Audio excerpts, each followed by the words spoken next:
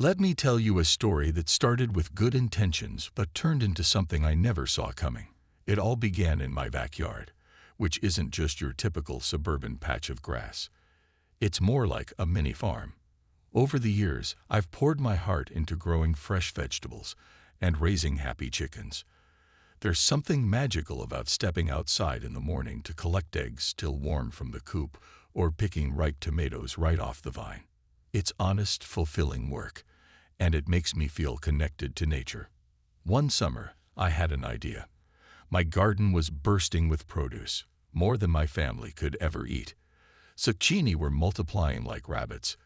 Cucumbers were piling up on the counter, and the herb garden smelled so fragrant it practically begged to be shared. So I decided to set up a little farm stand at the end of our driveway. Just a simple wooden table covered with a cheerful checkered cloth, a chalkboard sign that said, "Fresh eggs and produce," and baskets full of goodies grown with love. At first, people loved it. Kids ran up asking for free cucumbers, and their parents stopped to chat while grabbing a carton of eggs. Mr. Peterson, who lives 2 doors down, started visiting every week with his golden retriever, Max. Neighbors told me how much they appreciated having access to fresh, locally grown food without having to drive miles to the grocery store. It felt amazing to share something I worked hard on, and to see smiles instead of screens lighting up faces. But then, everything changed one sunny Saturday morning. That's when she showed up. Karen, if you've ever lived in a neighborhood with a homeowners association, you probably know exactly who I'm talking about. Sunglasses perched on her head, clipboard clutched tightly in her hands, she walked straight up to my stand as if she owned the place. Her lips curled into a disapproving frown as she scanned the display of heirloom carrots and jars of homemade jam. "This is unacceptable," Karen declared, pointing dramatically at my humble setup. "You're violating HOA Rule 7.2c. No commercial activity allowed within residential zones." I blinked at her, stunned. "Commercial? Karen, this isn't a business. It's my garden. These are things I grow myself." "It doesn't matter," she snapped, already scribbling notes on her clipboard. "Expect a formal warning letter." And just like that, my dream of sharing my harvest with the neighborhood came crashing down, or so she thought. I couldn't believe what was happening. Selling a few bundles of kale and some eggs wasn't hurting anyone. In fact, it was doing the opposite. It brought people together. But Karen didn't care about community spirit or supporting local growers. All she cared about were rules. Rules that seemed designed less to help us live better and more to control every detail of our lives. That night, after Karen left, I sat on the porch staring at the stand. The evening breeze carried the scent of basil and sun-warmed earth, but even that couldn't lift my spirits. I wondered how someone could look at a table full of fresh, healthy food and only see problems. Was this really going to be the end of my farm stand? Or was there another way? Little did I know, this was only the beginning of a battle I'd never forget, one that would change not just my life, but the entire neighborhood. The official warning letter arrived 2 days later, sealed in a crisp white envelope with the HOA logo stamped boldly on the front. I stared at it for a moment before opening it, already dreading what was inside. Sure enough, the tone was cold and formal, accusing me of running an unauthorized retail operation in violation of Rule 7.2c. The punishment: a fine, and not a small one either. If I didn't comply immediately, they warned that additional penalties would follow. I felt a mix of anger and disbelief as I read through the document. How could sharing fresh produce from my garden be considered a crime? It wasn't like I was setting up a fast food joint or blasting music at midnight. This was wholesome, natural food grown with hours of care and effort. Yet here I was, being treated like some sort of rule-breaking criminal. Matt, my husband, tried to lighten the mood when he saw me sulking over dinner. "Well," he said with a smirk, "at least you're making headlines. Local woman fined for selling too many tomatoes. Has a nice ring to it." But I wasn't laughing. This wasn't just about tomatoes, or even the money. It was about fairness. Why should someone like Karen get to decide what's okay and what isn't? Who gave her the power to dictate how we live our lives? Still, I didn't want to give up without trying to reason with them. Maybe there was room for compromise. I sat down and wrote a polite email to the HOA board, explaining why my farm stand mattered. I told them how it brought neighbors together, encouraged healthy eating, and supported sustainable living. I suggested moving the stand farther back from the street or limiting its hours if that was the issue. Anything to keep it alive. Their response came quickly, but not in the way I'd hoped. It was short, dismissive, and final. No exceptions. They reminded me that further noncompliance would result in escalating fines and potential legal action. It was clear they weren't interested in finding common ground. All they cared about was enforcing their precious rules, no matter how ridiculous they seemed. That night, I couldn't sleep. Every time I closed my eyes, I pictured Karen walking up to my stand again, pointing her finger, judging me like I'd done something wrong. What made her think she had the right to shut me down? And why did the rest of the neighborhood let her get away with it? By morning, I'd made up my mind. I wasn't going to roll over and play by their rules. Not this time. Something about Karen's smug attitude and the HOA's refusal to listen sparked a fire inside me.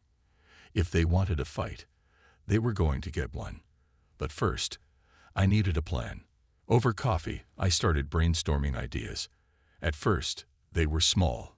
Things like protesting outside the next HOA meeting or rallying other neighbors to support the farm stand.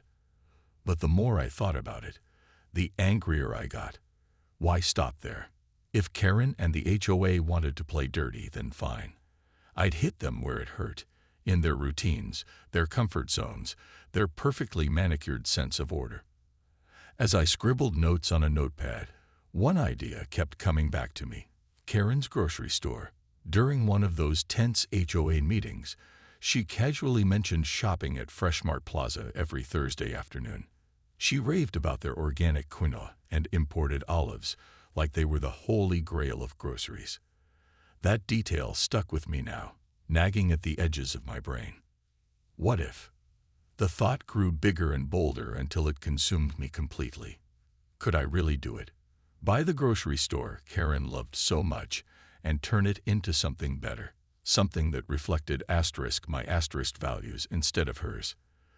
The idea was crazy, but also kind of brilliant. It would take work, planning, and probably a lot of money, but deep down, I knew it might be worth it. For the first time since receiving the warning letter, I smiled.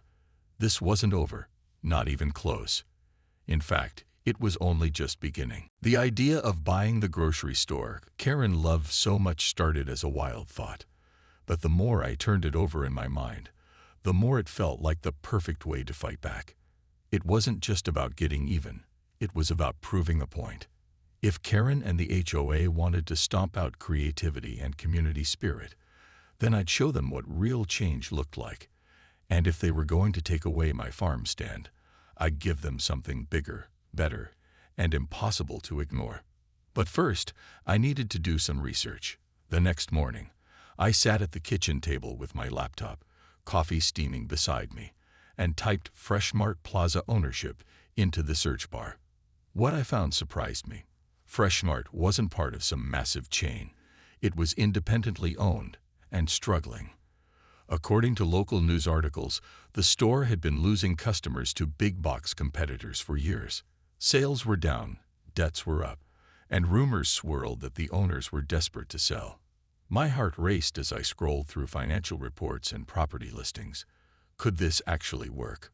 Was it possible that fate, or maybe karma, had handed me the perfect opportunity to turn the tables on Karen? I couldn't believe my luck. Still, buying a grocery store wasn't something you did on impulse. This was serious business, and I needed help. So I called Aunt Shirley's lawyer, the same one who handled her inheritance after she passed away last year. When I explained my plan, he chuckled but agreed to look into the details. A few days later, he confirmed what I'd hoped. Fresh Mart Plaza was indeed for sale, and the asking price was within reach thanks to the money Aunt Shirley left me. I'll admit, using inheritance money for something like this felt a little reckless. Aunt Shirley always encouraged me to dream big, but I doubted she imagined I'd use her gift to buy a grocery store as part of a personal vendetta. Still, deep down, I knew she'd approve. She hated bullies almost as much as she loved fresh produce. Once I made the decision, things moved quickly. I scheduled a meeting with the current owner, a tired-looking man named Joe who seemed relieved when I expressed interest in purchasing the store. He walked me through the aisles, pointing out which sections generated the most profit and where improvements could be made. By the end of our conversation, we shook hands, and the deal was all but sealed. While the paperwork processed, I started dreaming about what I'd call the place.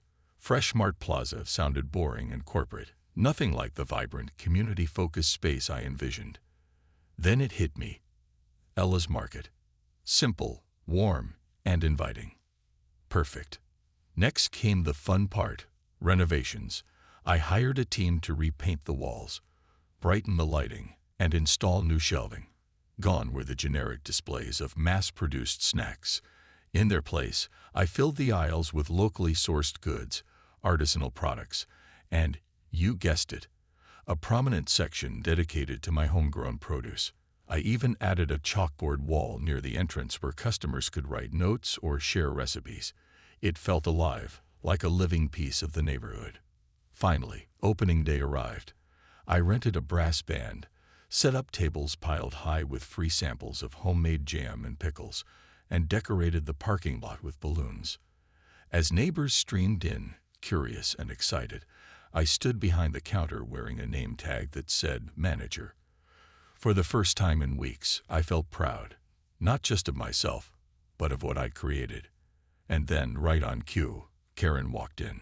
Her designer tote bag swung from her arm, and her sunglasses perched atop her perfectly styled hair. She scanned the room, clearly confused by the changes. When she spotted me, her jaw dropped. "Ellie," she gasped, "what is this asterisk?" "Oh, hi, Karen," I chirped, unable to hide my grin. "Welcome to Ella's Market.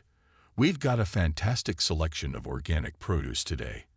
Everything's sustainably farmed, pesticide-free, and best of all, grown right here in Blue Ridge Lane." Her face turned red as she realized what I'd done. But instead of arguing, she spun around and marched toward the exit.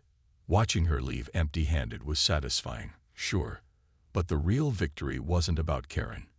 It was about showing everyone else what happens when you choose connection over control, creativity over conformity.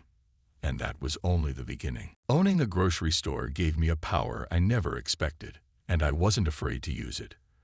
From the moment Ella's Market opened, I made it clear that this place was different. It wasn't just about selling food. It was about supporting local farmers, fostering community spirit, and standing up to people like Karen who thought they could control everything. Of course, owning the store also meant I had some fun decisions to make, starting with what asterisk not asterisk to carry. Remember how Karen raved about her favorite brand of organic quinoa? Well, guess what? That brand disappeared from our shelves faster than you can say shopping list. Instead, I stocked plain old regular quinoa. Same with those fancy imported olives she loved so much. They were replaced with jars labeled homemade pickled vegetables from Blue Ridge Lane Farms. Let's just say Karen didn't appreciate the swap. But that was only the beginning. I introduced a loyalty program, offering discounts and special perks to customers who supported local growers. And by local growers, I meant anyone who contributed to the neighborhood in meaningful ways. Neighbors who shopped small, volunteered at school events, or, ran farm stands despite HOA nonsense. Naturally, Karen didn't qualify for the program. Not after banning my stand and trying to fine me into oblivion. Karen retaliated, of course.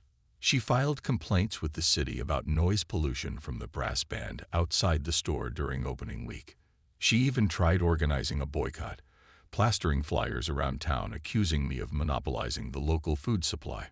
Monopolizing. Coming from someone who once fined a neighbor $50 for leaving their recycling bin out overnight, That accusation felt downright laughable. Still, I didn't let her antics get to me. If anything, her drama only brought more attention to Ella's Market. People loved the idea of sticking it to Karen, not because they disliked her personally, but because they were tired of her rigid rules and holier-than-thou attitude. One elderly woman stopped me in the produce aisle to thank me for standing up to the HOA. "It's about time someone put Karen in her place," she said with a wink. Business boomed. Neighbors flocked to the store, thrilled to find fresh, affordable options right in their backyard. Even Mr. Peterson became a regular, always picking up a dozen eggs and chatting about his latest fishing trip. Kids begged their parents to visit because I kept jars of homemade jam near the checkout counter, handing out free samples to anyone under 12. The energy inside Ella's Market was electric, buzzing with laughter, conversation, and shared stories. Meanwhile, Karen looked increasingly miserable. Every Thursday afternoon, she'd show up at the store, scanning the aisles for her missing favorites and glaring at me whenever our paths crossed. Once, I caught her muttering under her breath while holding a jar of my pickled vegetables. "This isn't what I wanted," she grumbled before slamming it back onto the shelf. I couldn't help but smile. This wasn't just revenge, it was justice. Karen had spent years micromanaging everyone else's lives, enforcing ridiculous rules, and prioritizing aesthetics over actual human connection. Now she was experiencing what it felt like to have no control, to walk into a space where her preferences didn't matter anymore. And yet, as satisfying as it was to see her squirm, I knew this fight was bigger than Karen. It was about proving that communities thrive when people come together, not when they're divided by arbitrary regulations. By taking over Freshmart Plaza and turning it into Ella's Market, I created something far more valuable than profits, a hub where neighbors could connect, share, and celebrate the things that truly mattered.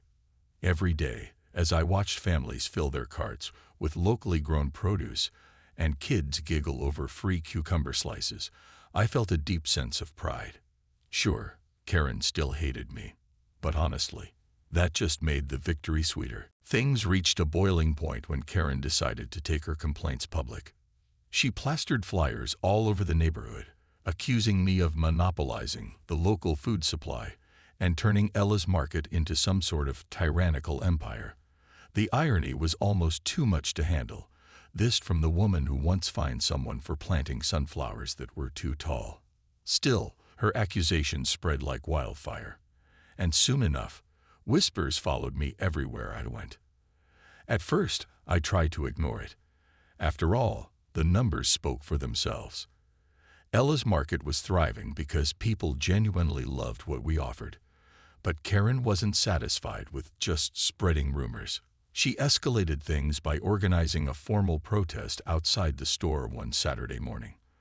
Armed with signs that read things like, "Support local businesses, not dictators," and "Stop bullying Blue Ridge Lane," she rallied a small group of disgruntled neighbors to picket in front of the entrance.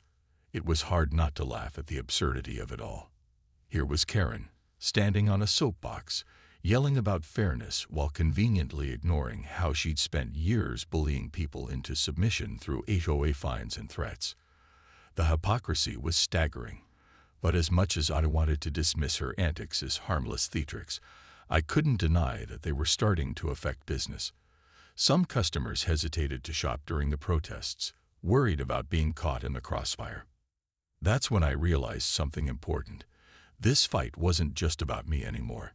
It was about showing the entire neighborhood what happens when fear and control are replaced with kindness and collaboration. If Karen thought she could intimidate me into backing down, she had another thing coming. I called an emergency staff meeting that evening. Together, we came up with a plan. First, I invited local news outlets to cover the story, not just the protests, but the real story behind Ella's Market, how it supported local farmers, provided affordable options, and brought people together in ways the big box stores never could. Then, I organized a community day event at the store, complete with free samples, live music, and activities for kids. Flyers went out inviting everyone to join us in celebrating the power of community over conflict.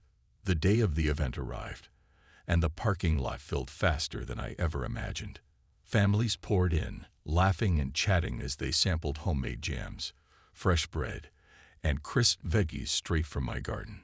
Kids ran around with balloons tied to their wrists, and volunteers handed out recipe cards featuring dishes made with ingredients sold right there in the store. For the first time in weeks, the tension in the air lifted, replaced by warmth and connection. Karen showed up halfway through the event, clearly unprepared for the crowd or the overwhelming support for Ella's Market. Her usual smug confidence faltered as she watched neighbor after neighbor approach me to express gratitude for standing up to the HOA, for creating a space where everyone felt welcome, for reminding them what a true community should look like. Finally, she approached me near the checkout counter. Her arms were crossed, her lips pressed into a thin line. "This has gone far enough," she snapped, though her voice lacked its usual venom. "You're ruining this neighborhood." I met her gaze calmly, refusing to let her intimidate me. "Ruining it? Karen, I'm trying to save it. You're so busy policing mailbox colors and enforcing rules no one cares about that you've forgotten what really matters. People want connection, not control. They want freedom, not fear. And if that makes you uncomfortable, then maybe it's time you stepped aside." For once, Karen had nothing to say. She stared at me for a long moment before turning on her heel and walking away. As she disappeared into the crowd, I realized something powerful. She'd finally cracked. All those years of wielding authority, of making people feel small, it had taken its toll.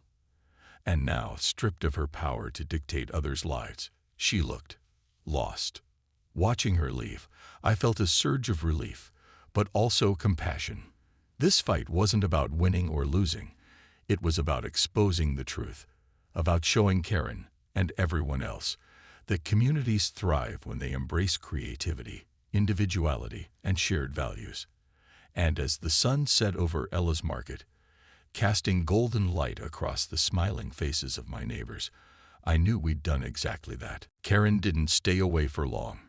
If anything, her silence after the Community Day event was more unsettling than her usual drama. For a few days, life at Ella's Market settled into a peaceful rhythm.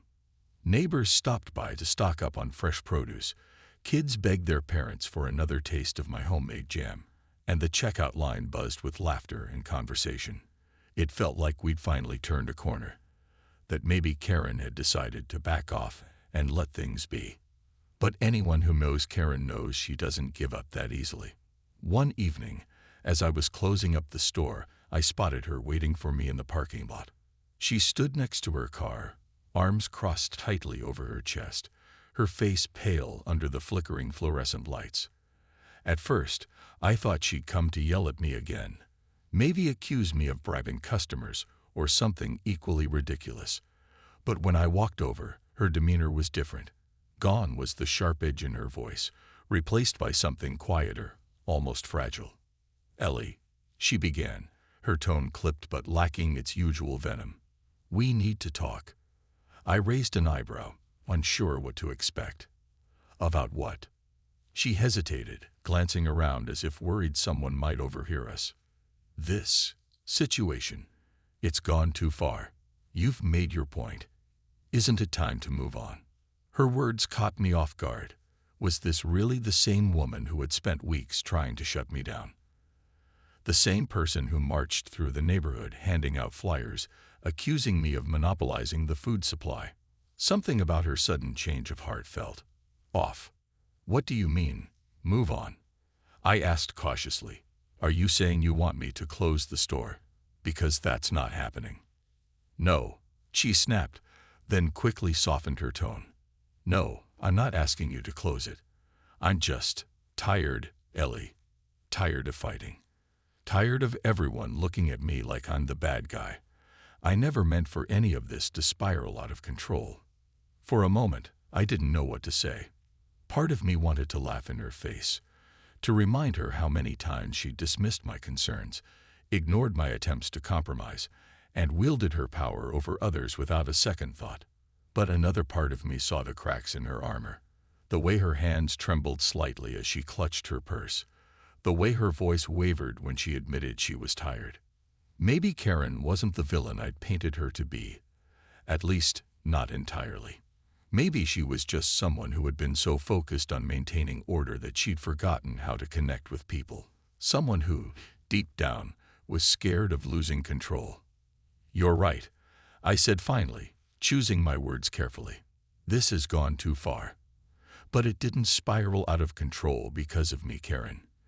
It happened because you refused to listen. You treated every disagreement like a battle to be won, every difference of opinion as a threat to your authority. And now, instead of leading the neighborhood, you've alienated yourself from it. She flinched at my words but didn't argue. Instead, she looked down at the ground, her shoulders slumping in defeat. "So what happens now?" she asked quietly. "That's up to you," I told her. "You can keep fighting, keep clinging to those rules like they're the only thing holding this place together. Or you can step back, take a breath, and realize that communities don't thrive because of regulations. They thrive because of people, because of trust, kindness, and shared experiences." For a long moment, neither of us spoke. Then, without another word, Karen turned and walked to her car. As she drove away, I couldn't help but wonder if she'd actually heard me, or if she was already plotting her next move. The truth was, I didn't know what would happen next. But one thing was certain: no matter what Karen did, Ella's Market had become more than just a grocery store. It was proof that standing up for what you believe in, even when it feels impossible, can spark real change. And sometimes, all it takes is a little courage to remind people what truly matters. In the weeks that followed, Karen seemed to fade into the background. She stopped showing up at Ella's Market, stopped filing complaints with the city, and even missed a few HOA meetings, a rarity for someone who used to practically live in those stuffy boardrooms. At first, I wondered if she was biding her time, waiting for the perfect moment to strike back. But as the days turned into months, it became clear that something had shifted, not just in Karen, but in the neighborhood itself.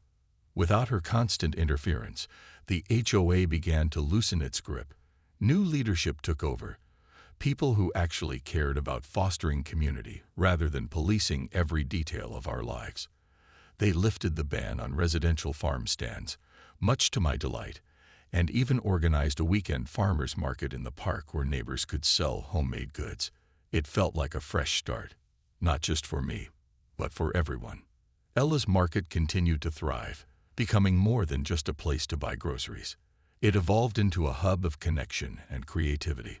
Families gathered there after school, kids played hide and seek among the produce displays, and local artisans set up booths to showcase their crafts. On weekends, we hosted cooking classes using ingredients from the store, teaching neighbors how to make everything from pickles to pies. The energy inside those walls was electric, buzzing with laughter, stories, and shared meals. As for Karen, she kept mostly to herself.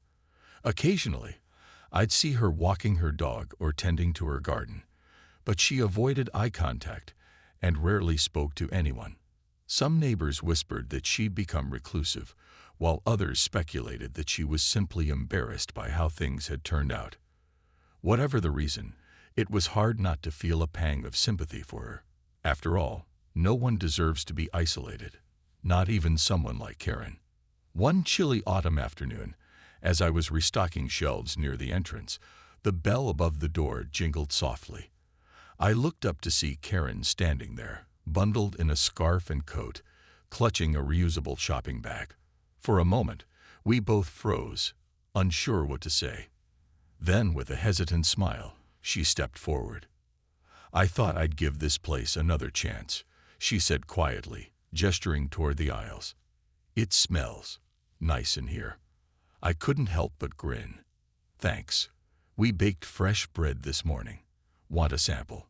She nodded, and for the first time in years, we shared a genuine conversation. She asked about the pickling process for my homemade vegetables, complimented the arrangement of flowers near the checkout counter, and even admitted that she'd tried one of my jam samples during Community Day, though she claimed it was only because her grandson had begged her to try it. By the time she left, her bag was filled with eggs, bread, and a jar of strawberry preserves. Watching her walk away, I realized something important. Sometimes, winning isn't about proving someone wrong. It's about opening their eyes to a better way of living. Karen hadn't apologized for everything she'd done, and honestly, I didn't expect her to. But seeing her step foot in Ella's Market and leave with a smile felt like a victory far greater than any revenge plot. Looking back, I wouldn't change a thing. Every challenge, every argument, every sleepless night spent brainstorming ways to fight back led me here, to a place where neighbors came together instead of tearing each other apart, where kindness outweighed control and creativity trumped conformity. And yes, where a little suburban mom could take on an entire HOA and come out stronger on the other side. Life isn't perfect, of course. There are still disagreements, still moments of frustration. But now, when conflicts arise, we talk them through instead of letting rules dictate our relationships. That's what makes a community, not pristine lawns or matching mailboxes, but the willingness to listen, adapt, and grow together. So here's to Ella's Market, to homegrown tomatoes and pickled cucumbers, to brass bands and chalkboard signs. And here's to proving that sometimes the best way to stand your ground is to build something beautiful right where you are.